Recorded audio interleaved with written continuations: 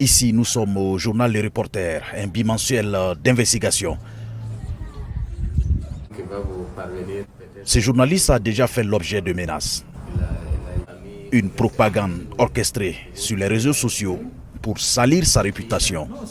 On a pratiquement l'impression que chaque jour qui passe, c'est avec son lot de musulmans, d'atteinte à la liberté d'expression et à la liberté de la presse en particulier. Qu'est-ce que les médias représentent devant la justice?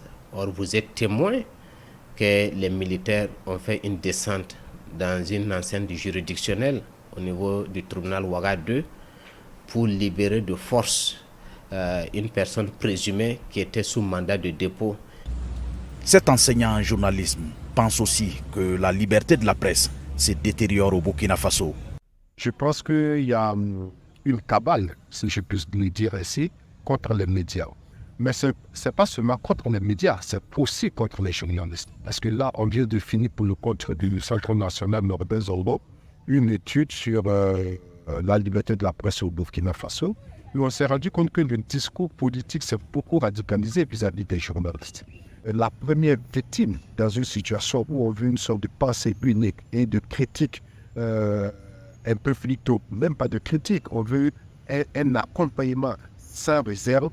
La presse est la première victime parce que la presse par essence, elle est critique, elle est analyse. Mais tous les observateurs et analystes ne sont pas du même avis.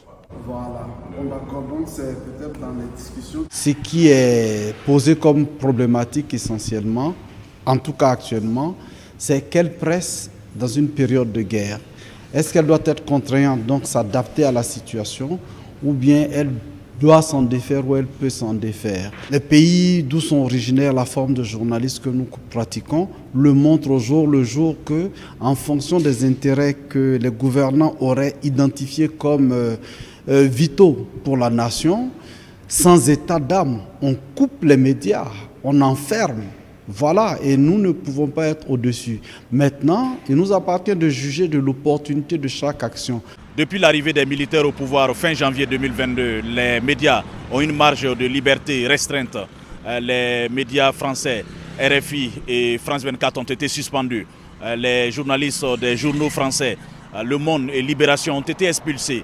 Et dernièrement, la radio Omega, une station locale, a été suspendue jusqu'à nouvel ordre. Lamine Traoré pour VOA Afrique, Ouagadougou.